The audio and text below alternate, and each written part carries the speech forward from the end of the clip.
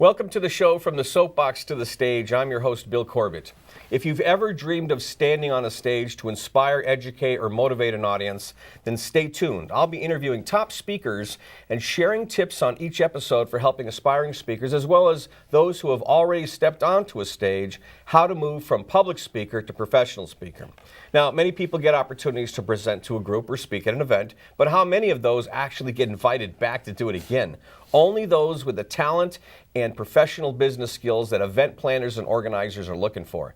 That's what viewers will learn here as they hear from professional speakers who have been there and have done that. Now, with me on the show today is Skip Weisman, a professional speaker, coach, and consultant. He is a member of the National Speakers Association and the past president of the New York NSA chapter. Now, before he developed his speaking career and after receiving his master's degree in sports administration from Ohio University, Skip spent 20 years creating high-performing, high-morale work environments for professional baseball franchises in the United States.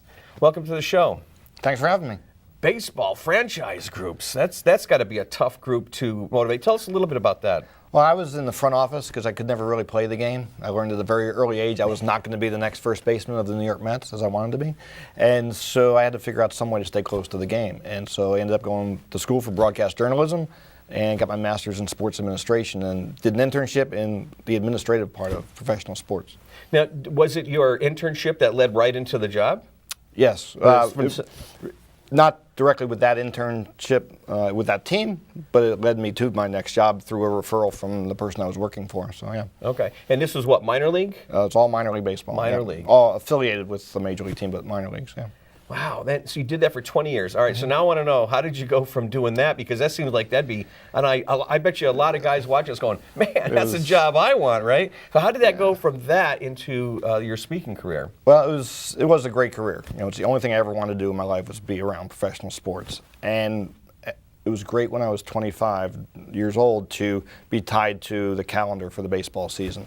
As I started to get a little bit older, family and stuff, I just realized when I was around 38, 39, I wanted a different lifestyle. And it was mid-season, my 17th season, and mid-July, we're losing the ball game 4-2 in the sixth inning. I looked at my watch, it was 8:45. I said, I don't care if we're winning or losing, I just want to go home. And so I knew it was time to make a shift to something, what I didn't know. But I had spoken a lot because everybody in the community wants to hear about the baseball team. Every civic club, Rotary, Kiwanis, invites the executive from the local baseball franchise to speak at their luncheons. So I did a lot of that speaking. And then I realized in my transition that I was really good at creating good work environments for our teams. You know, our front office staff, we won awards. I've had, I think, 6 people still in the game today that are running their own franchises that came up through me. So I was able to develop some talent, and I felt good about being able to do that. So through self-reflection, on what I did well, I said maybe I can teach other businesses and other business leaders to do the same thing. And so in 2001, I decided it was my last season. And in 2002, I went out on my own. And you got to feel it. If you don't have it, sometimes we have a calling to do something different. And our calling can change, right, through the years as we change. Absolutely. You know, what motivates you when you're 20 is not what motivates you when you're 40. And I was fortunate that I got to really fulfill my childhood dream of going to a ballpark every day for 20 years, and I'll never regret it. All the things I learned and experienced was just phenomenal, anything I could ever wish for, and it was just time to do something different, and it's been a great transition. All right, so you brought a clip along with you. I'm going to take a look at it now and show our audience. This is you on stage doing one of your presentations recently, I would think, right? If it's the clip I'm thinking of, it actually was in 2009. And It was in front of an audience of 1,500. Wow. Okay, let's go to the clip. Let's take a look. A few years later, I was given a tremendous gift. And that gift was the opportunity to actually work in sports management. And I made a 20 career out of it. You know, 20 years in baseball, going to a ballpark every day to earn a living, doesn't get much better than that. My career was popcorn, peanuts, Cracker Jacks, just like the song. We won some, we lost some got rained out, and won championship. Somehow along the way, though, near the end of that 20 years, I lost a passion for what I was doing. You know, Paul talked a lot about passion this morning. Somewhere near the end, I just lost the passion for what I was doing. And I had to come to a crossroads. I had to make a decision. I could have stayed what I was doing forever. Had a great relationship with the owner of the team. He was very loyal. But I'd be sitting at a ball game, 6th inning, out on the left field patio, watching 4,500 people have the time of their life, and I'm looking at my watch. I had to make a decision. It was time to move on. And I bet that's happened to some of you. Some of you might have lost the passion for where you're at, for what you were doing, or you're at a crossroads for one reason or another. And it's time to move on, time to chase a new dream, like I did 7.5 years ago. Today, I work with business leaders to create a champion mindset for themselves and to help create an organization that we would label a championship culture. And it's very rewarding work. And I've learned something over the last 7.5 years of doing that, something that I hope has some value for each of you here today. The first thing I learned is that at the age of 41, I could redefine myself and my career, my professional and personal identity. And I believe each of you can redefine yourself and your personal and professional identities, regardless of the stage that you're in. That's a great clip, and you know what I really like most about that clip is good speakers use their personal experience in front of an audience, because you know people are sitting there listening going, man, I don't feel passionate about what I'm doing. If he did that and it was baseball, I can do this. And it's a great learning opportunity when we share our experiences and the audience connects with us, right? That audience was about 1,500 Silicon Valley workers that were out of a job, either underemployed or unemployed. So that was the topic, you know, how to redefine yourself when you get downsized or whatever. And so it was really a powerful talk for me.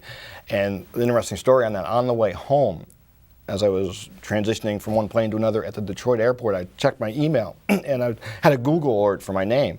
And somebody in the audience had wrote in his blog about how I had inspired him to go out there and redefine himself and put himself out there and ask for work that he wasn't getting. Man, sometimes that's why we're in this business, inspiring and changing people's lives. And some people, I think, get misguided and go, I'm going to get rich. I'm going to be a speaker. I'm going to get rich. But it's not what it's about. It's completely different. The pay, it'll follow. If you're good, if you inspire people and you can help people make change in their lives, the money will follow, right? And I had no idea who this guy was. I didn't see him. He didn't come up to me afterwards. He just wrote about it. And that's how we connected. So you never know who you're going to inspire in the audience, whether they come up to you or not.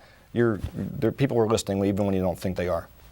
I did a presentation last week, and a person that put this event on said to me, go look at our Facebook page on the talk that's going on. And there was conversations going on about what they walked away from my presentation, so I know exactly what you're talking about. Anything that you want to share, that the highlights or the low points in one particular incident about speaking? Because we want people to know it doesn't always go perfect, and it takes work and preparation to pull off a show, right? Yeah, absolutely. And to be prepared for things that may go wrong. And I actually worked with an improv group in my local area for about a year, working out, practicing. We did 2 or 3 shows just so I could get better at being in the moment and running with things as they happen. And in that talk that we watched, I did this little skit to open my talk about my baseball background and history and sports, where I actually recite the New York Mets 1969 roster in 30 seconds or less. And I had a clock that was supposed to come up on the screen. And I called for it, and we rehearsed it the day before. And the production crew was sleeping or something in the moment, and it doesn't come up. And I'm sitting there waiting for the clock to come up on the screen. And I called for it again, and then finally, after about 30 seconds, it comes up. So I said, "Give the crew a hand," and the whole crowd gave him a hand for getting it up there. And you just you have to run with what you get and try and make fun of yourself and self-deprecating humor and stuff, and just build from it, because that's the thing that's most important. You've got to, if you freak out in the moment, everything goes south. You just have to go with it, play with what cards are dealt, and just have fun with it. What a great idea, though, to do improv, to be really good on stage, because you watch some of the great speakers, like on someone's cell phone will ring in the audience, and they use that right away, and they pull that into their talk. Tell her I'm not here. And it looks spontaneous, but it's been rehearsed. They know you prepare for those likelihoods. Yeah, or the you talk about your book, and one person applauds and says, "There's the guy who read it. There's the one person who read it." Well, thanks for sharing your story with us. I'm going to ask you to stay on the show. We're going to take a short break, and when you come back, what we'd like to do is talk to you about some of the tips that you gave me that we want to offer our audience about to keep in mind as they develop themselves as speakers. Sure. Now, being a jack of all trades and a master of none can cripple a professional speaker's career. So how do you counteract that to grow success? Well, Skip and I will discuss this important issue and more when we come back from the short break, so don't go away. We'll be right back.